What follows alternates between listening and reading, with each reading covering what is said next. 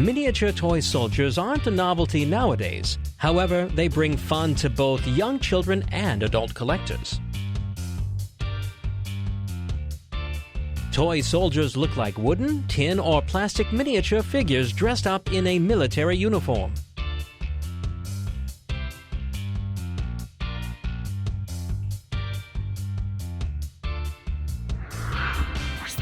They are no taller than 6 centimeters. The official standard scale is 1 to 30 of the average human height, which equals 54 millimeters.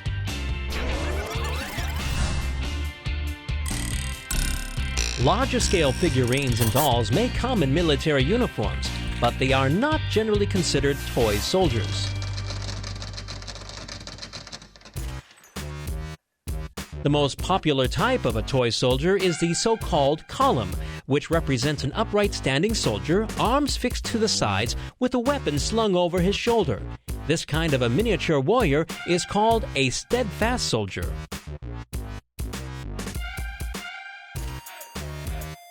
Most commonly, toy soldiers are made from plastic, though traditionally they were made of tin. Let's have a closer look at how tin soldiers are manufactured.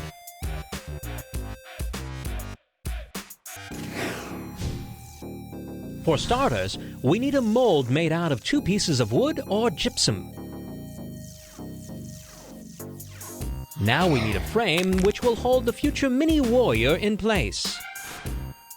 Afterwards, we need to pour red-hot tin into each half of the mold. Once the tin has cooled down a little bit, the 2 halves are seared down the middle and fixed onto the frame. To make our toy soldier look neat, we will have to polish it smooth and paint it accordingly. Job done.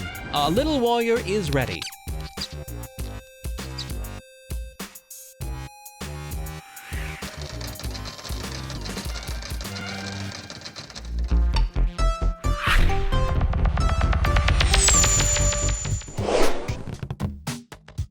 Mankind has been playing with toy soldiers for thousands of years.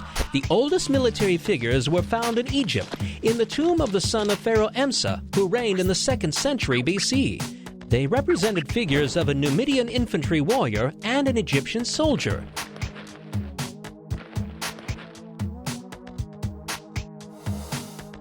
In the British Museum, you can find Roman legionary figurines which date back to the 3rd century AD. Some toy soldiers were made of silver or even pure gold. These were used to teach royal offspring the art of war. Sometimes, pilgrims would stitch miniature figurines into their clothes in belief that it would protect them from being ambushed by outlaws. Originally, toy soldiers were handmade, but in 1819 the first ever tin soldier factory was opened in Berlin.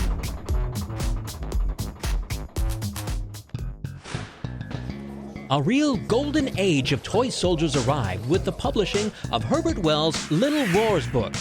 Being a pacifist, the author hoped that if in their childhood kids played with miniature warriors to their heart's content, they would never engage in real wars when grown up. In the 1950s, the first plastic figurines were created.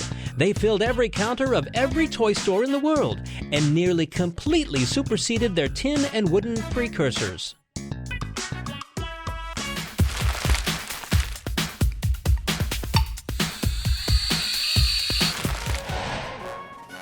The rise of the miniature soldiers paved way for collecting these wonderful toys. The first known collection was created by Louis XIV, who ordered a whole army of silver soldiers for his little boy.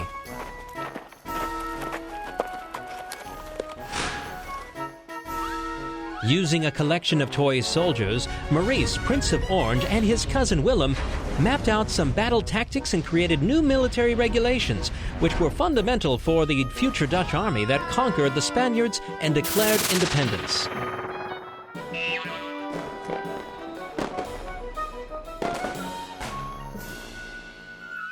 Napoleon Bonaparte created a set of 120 golden toy soldiers, representing Corsican volunteers for his son. When he was a child, Russian Emperor Peter III had a whole tin army. Every day, he lined it up for a national flag raising ceremony and carried out drills with his miniature soldiers. Toy soldier collections are on display in numerous museums all over the world. The museum in the German town of Kulmbach is a mecca for toy soldier collectors. Its collection comprises hundreds of thousands of miniature figurines. Toy soldiers have not just become the pride of the collectors, but also the basis of cultural masterpieces. One of them is a literary fairy tale by Hans Christian Andersen called The Steadfast Tin Soldier. The toy soldier has marched a long way through history. This miniature figure wasn't just a toy or a piece of art, but also a tool for exploring this world. Stay with us, and in the next program, you'll hear another fascinating toy story.